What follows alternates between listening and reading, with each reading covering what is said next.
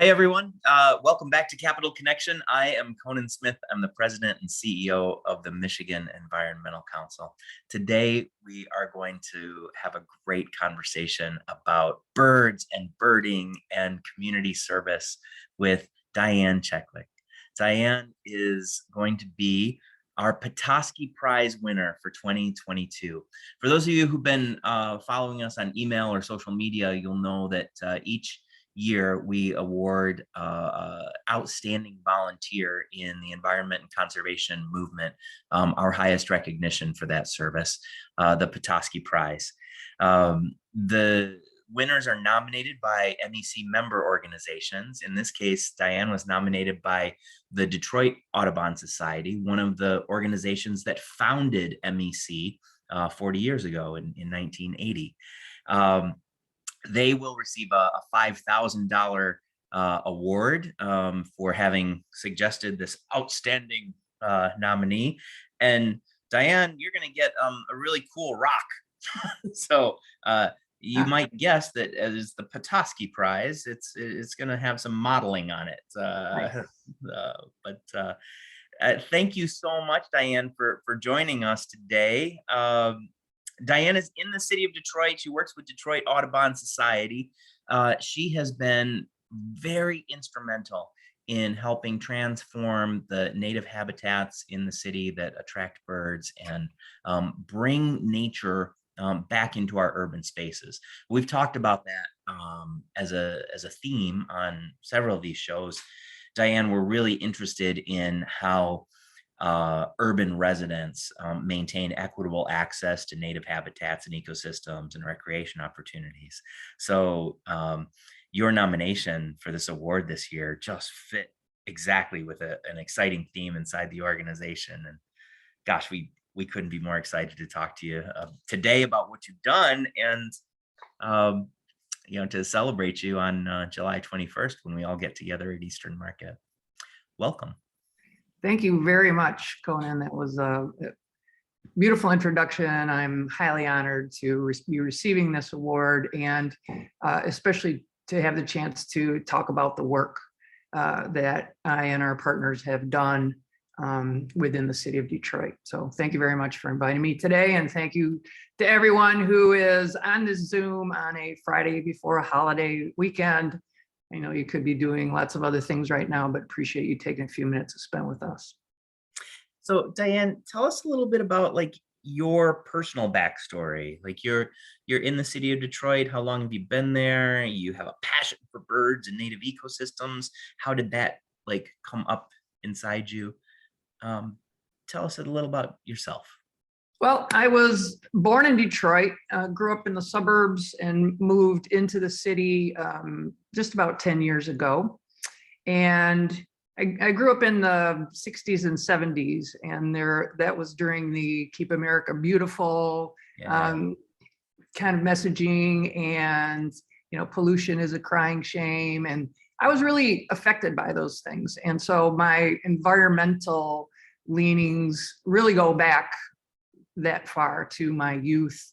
I've been a nature lover my whole life. I'm interested in protecting our wildlife who don't have a voice of their own.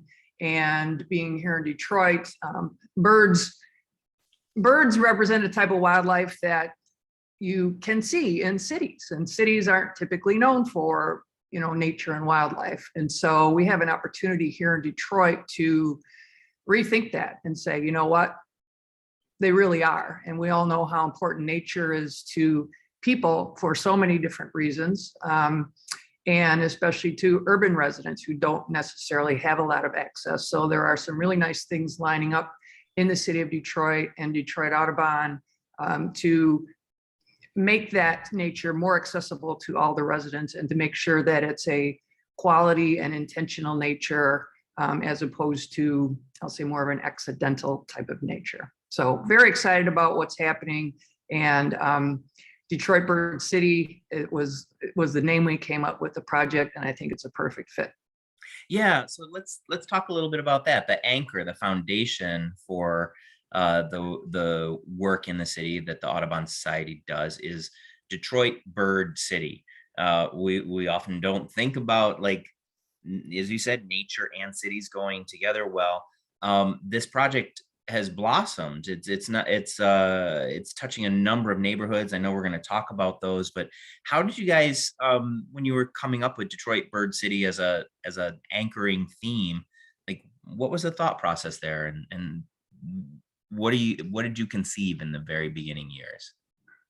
Well, it's fitting because Detroit actually has a lot going on with birds. I mean, when most people think of Detroit, you think of the Motor City, you think of music, you really don't think of birds, right? I mean, you don't, and that's okay. However, Detroit sits at the intersection of two of the major North American migratory bird flyways, the Atlantic Flyway and the Mississippi Flyway. And our own Detroit River is globally significant. It's a globally important bird area, or an IBA. That's an actual designation for regions that have conservation value to birds. And the Detroit River is globally significant in terms of its conservation value. In 2017, the city of Detroit, along with other partners, including Detroit Audubon and the zoo, DNR, U.S. Fish and Wildlife, signed a treaty, an urban migratory bird treaty that made the commitment to protect birds. And we're one of only 31 cities in the whole country who is an urban bird treaty city. So, and we also have our very own field guide called Birds of Detroit. And this was written by one of our local bird experts. And so all these things kind of come together. We've seen over 350 different kinds of species here in Detroit because of all the things that I've mentioned. And it's really something to celebrate in the city of Detroit. And so we named this project accordingly. The name actually came from Megan Elliott, who works in the city of Detroit. And we've been running with it really for the last 5 years. How did you get connected with Audubon Society? Well, I joined several field trips, and Detroit Audubon has a great series of field trips really all around southeastern Michigan. And I was a fairly regular attendee of those. I don't consider myself to be an expert birder by any means. I'm not a scientist. I'm really just, a concerned citizen who decided to spend some time and activate myself as a volunteer with the organization. So through the course of those field trips, I was invited to join the board and offered to chair the conservation committee. And so the work on the conservation committee led to Detroit Bird City, and that's where I've spent a lot of my time over the past few years with Detroit Audubon. So Detroit Bird City is not just a Detroit Audubon thing. You have a wide array of partners. Can you talk a little bit about who all is engaged in that project? Sure. And it's really just a wonderful team that we're working with. And this is all a team effort. So the honor and the recognition really gets shared with all the partners.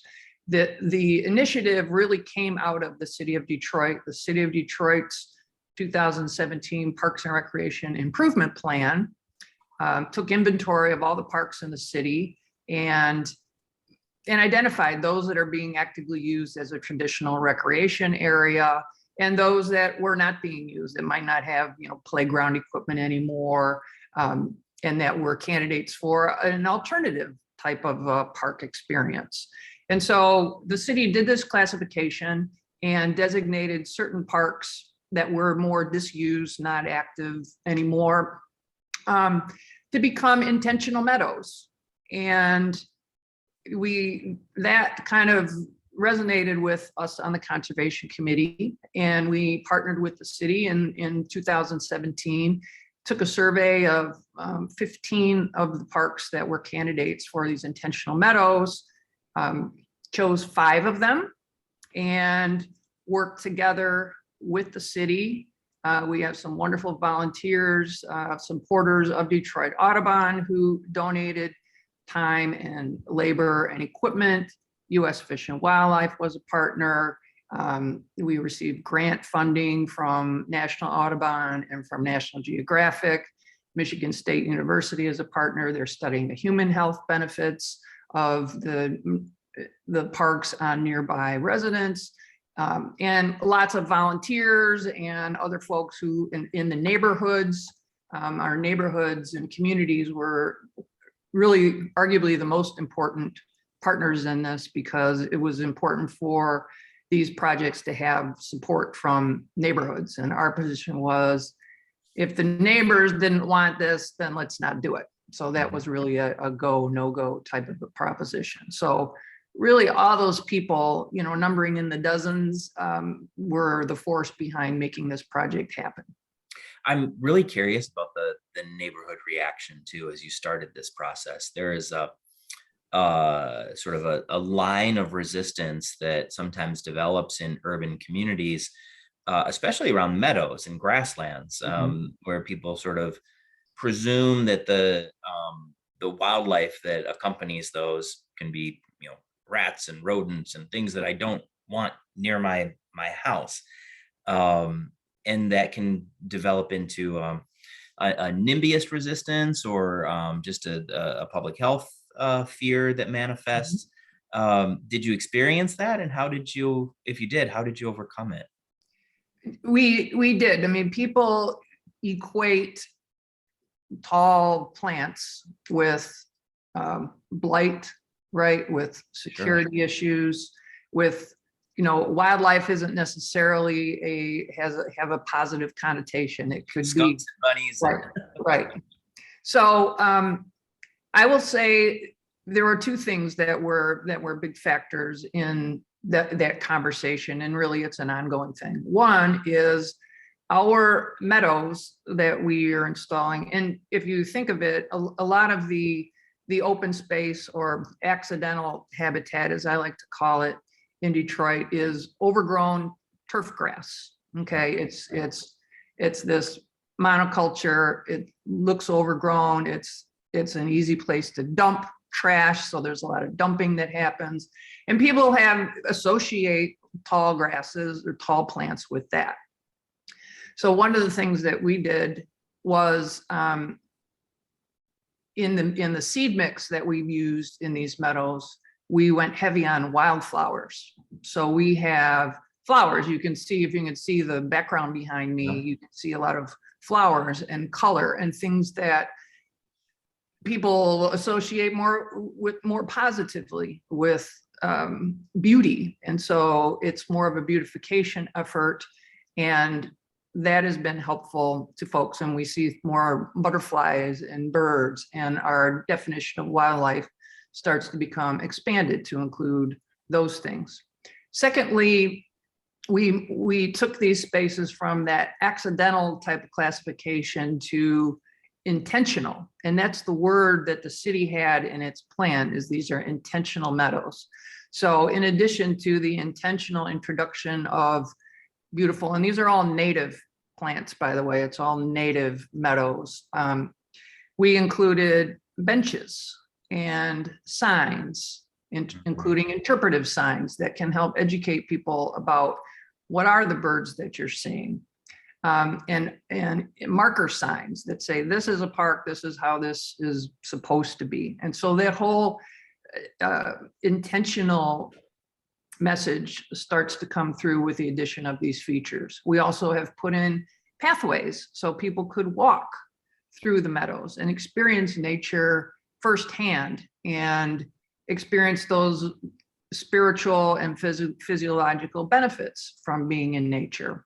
And so by doing those things, we are shifting, we hope, and this has been confirmed in conversations with some of the neighbors, shifting it toward a different type of nature that is better received than the way it used to be. There's less dumping now.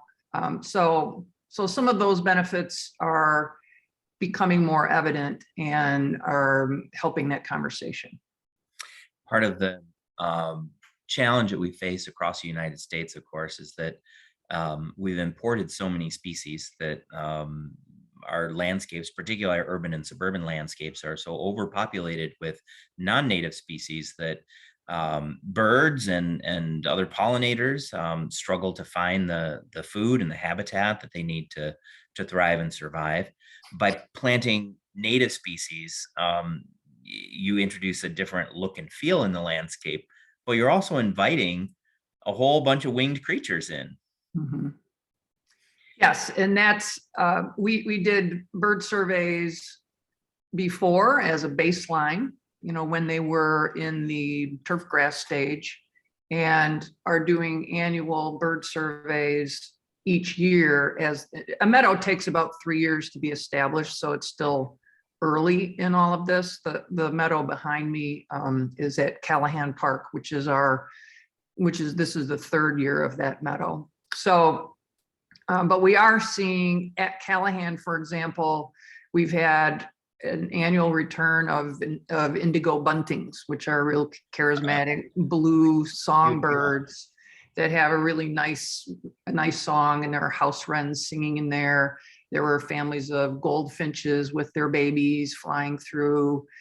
We have a lot of chimney swifts here in Detroit, which is a super cool bird. So we are seeing birds at Callahan, for example. Over 90 different species have been identified, and that particular park has become a birding hotspot within eBird, which is a community science app where you can report the birds that you spot. And so Callahan's turned into a little birding hotspot, which is sort of cool. And one of the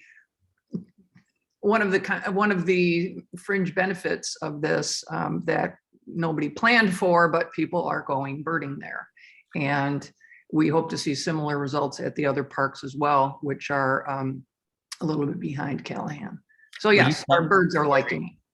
Will you tell us the story of Callahan? That was one of the earliest, or was it the earliest park that you did? Yes, it was the first park that we did. We talked to the neighbors in the area. There are urban farmers in the area. This is in the Pole Town east part of Detroit. There are farmers in the area. There is an arboretum in the area. There's a Zen temple in the area. So a lot of the residents are already nature lovers to begin with, and they appreciated and received the idea of this project very positively. In fact, we're expanding Callahan this year. You can see Callahan on the left. These are two of our volunteers who were doing that initial bird survey that I mentioned. And you can also see that it looks like overgrown turf grass, which is what it is. There's no playground equipment. One of the neighbors there said, I didn't even know it was a park. It just looked like a vacant lot. And one of the things that we did in conjunction with neighbors and volunteers was we went and cleaned out the dumping, and you see some of that on the right-hand side of the screen. Then we moved in and removed the turf grass. And this is one of the innovations, I'll say, that came out of this. We've evolved to the point where we have a little methodology now that can be replicated. And that's one of the most exciting things about this project to me. We decided to try and not use chemicals to kill off that turf grass. It's a commonplace practice to say, well, we'll spray a bunch of Roundup down. And we said, no, let's not do that. I mean, a lot of the ground in Detroit is contaminated already, and we just don't want to add more chemicals to that. It's bad for the neighbors, it's bad for the wildlife. So let's just go and dig up that grass. And so that's what we did. And you can see one of the pieces of equipment that was used to do that. The equipment and the labor for that was donated by Jerry Young, who's a wonderful supporter of Detroit Audubon. And the driver of this is Derek Cederland, who has come out and just been a great hands-on partner for us at all of our spaces. So you can see Derek in action there on the left, and on the right is a community meeting to talk about how we would design this space. You remember I mentioned we talked about putting in benches and signs and pathways and wanted to get the neighborhoods ideas about where those should go and what they should look like. And so that's one of our little design sessions on the right-hand side. This is pre-COVID, okay? We did some of the design sessions during the pandemic, were held over Zoom, but we did our best and try to use all the tools that we had to engage with neighbors. We also did door knocking, again, mostly before the pandemic, attended association and block club meetings to try and reach folks so that everyone that we could be aware of the plan and give input to it. You mentioned resistance inside the society to using Roundup to solve the turfgrass problem. How do you all approach pesticides on the properties post reclamation?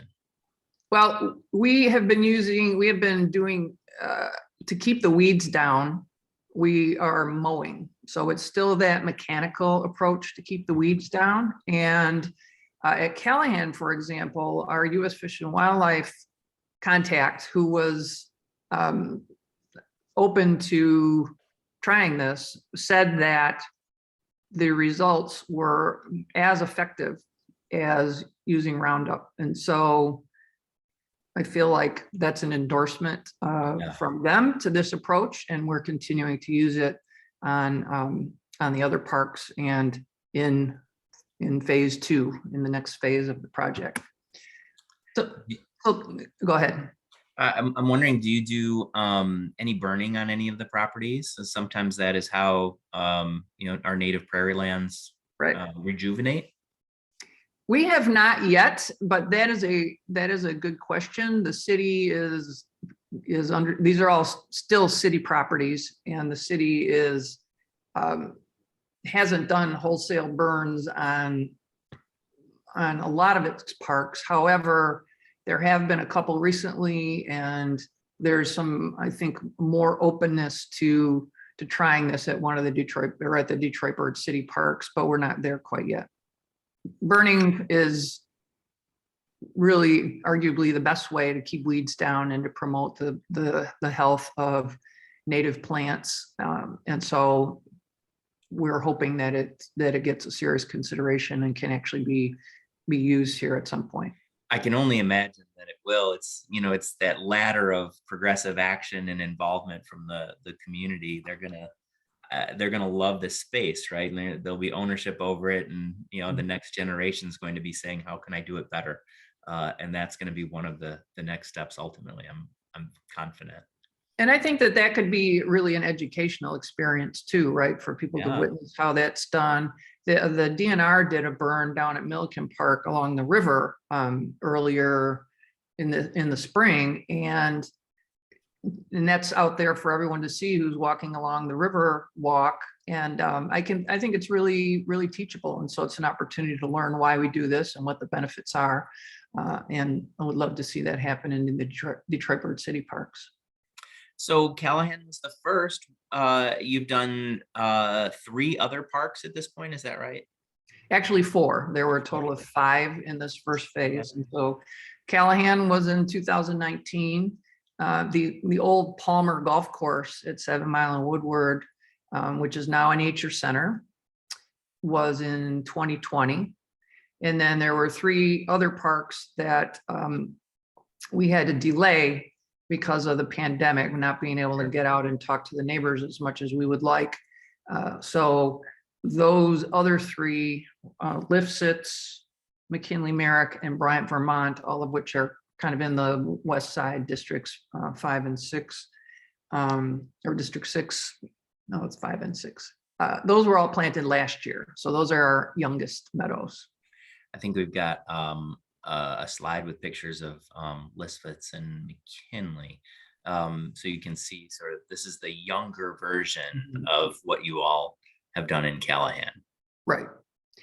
And we do continuous, not me, but people who know what to look for with plants. U.S. Fish and Wildlife, our partner, is checks up periodically and looks at the health of the meadows. We also have vegetation experts within the city of Detroit.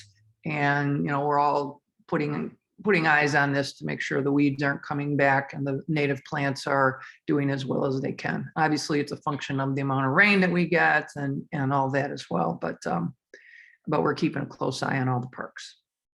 So the flowers are beautiful. The grass is fantastic, but at the end of the day, like, you're the Audubon Society, right? So you're seeing birds. Who's coming back to these parks now that you're seeing, native species recover? Well, we're seeing a lot of monarchs. Milkweed, which is a mainstay of the monarch butterfly, is in all of the seed mixes. And on the left here, you see a monarch on a coneflower. And so it's just lovely to go to these parks and see butterflies flying around. The photo on the right is of the famous indigo bunting at Callahan Park. He's been there at least the last 2 years, and I visited Callahan a couple weeks ago, and he flew right past me. So, I don't know if it's the same individual, obviously, but we have our indigo bunting at Callahan Park again. And I named some of the other birds that we're seeing, and as the meadows get healthier and more mature, that can only support more birds. Detroit is kind of well known for our pheasant population, and all of our parks have ringneck pheasants running around in them too, which to me is a personal treat. I'd like to consider the pheasants the unofficial bird of the city of Detroit. So, and I've heard neighbors who live near the park say, I wake up in the morning and hear the birds singing. And so we're getting some nice feedback from folks who live nearby, and want to continue to have those conversations to make sure they're cool with everything. We have in terms of the maintenance of the parks, we are mowing the strip that's closest to the street. So there's kind of this window pane effect, and we don't want anything to kind of relapse back into like an uncared for type of a vibe. We want to definitely stay in that intentional space and make people feel happy that they live next to this nature. Alexa Bush from the Kresge Foundation is on, and she has a question for you. First, she says, thanks for sharing the work, of course. It's so incredible. You have this partnership with city parks. Has the team considered partnering with the land bank on other underutilized vacant land to bring more intentional habitat to the city? That's a good question. The land bank and the Parks Department are in pretty regular conversation. And in fact, some land bank properties have been, I'll say, annexed, for lack of a better word, to be included within these park boundaries. And so that's a very exciting spirit of cooperation from within the city. We have also met several neighbors who live around the city who are saying things like, I want to buy these land bank parcels and turn them into a wildlife sanctuary. Oh, interesting. I'm hearing that there are people cleaning up alleys who want to put in pollinator plants. And so there's some nice traction with this concept. I won't take all the credit with our project, but there are a lot of parallel kinds of efforts that really, I hope, can help Detroit realize its potential as a natural spaces showcase. And really this concept of, the empty space here in the city, we can really turn that on its ear and have Detroit be a showcase for nature. And it can have so many benefits as a result. So Tim Bogar is asking too about the abandoned golf course at 7 Mile and Lasser, Rodell. That would be a very ambitious project. Have you all talked about something the scale of a golf course? We are working at the old golf course at Palmer. And so the city, this is an interesting thing, the city is reworking its strategic plan. You know, the last one was in 2017. There's a new one that's being proposed right now. And the Parks Department is proposing to conserve 30% of all of its land, all of its acreage. And so the Parks Department has 5,000 acres right now. Take 30% of that, it's 1,500 acres. So the city is stepping up and not being shy about meeting those goals. And I haven't heard that golf course brought up, but I wouldn't be surprised if it does come up in the conversation. I think, not speaking for the city, but it seems like they're taking a close look at all the opportunities. Well, Diane, we are at the hour.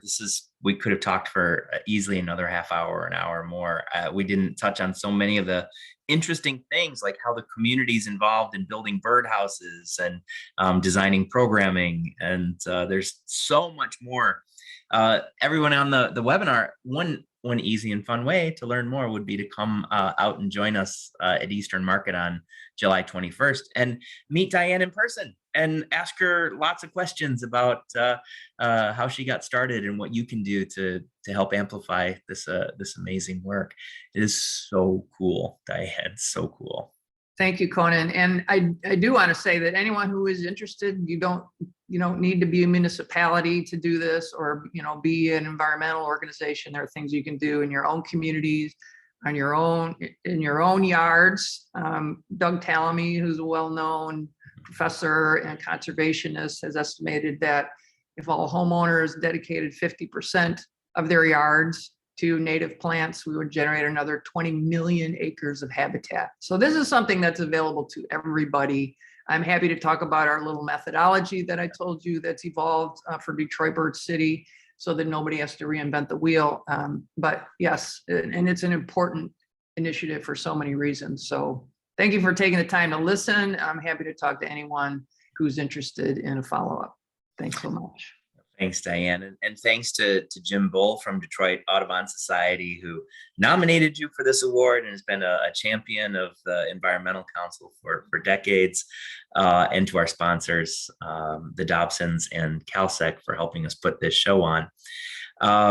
Next time around, we're going to hear from Tom Wywity, who has been working in the Detroit area, I'll say Metro Detroit, doing greenways initiatives for more than a decade.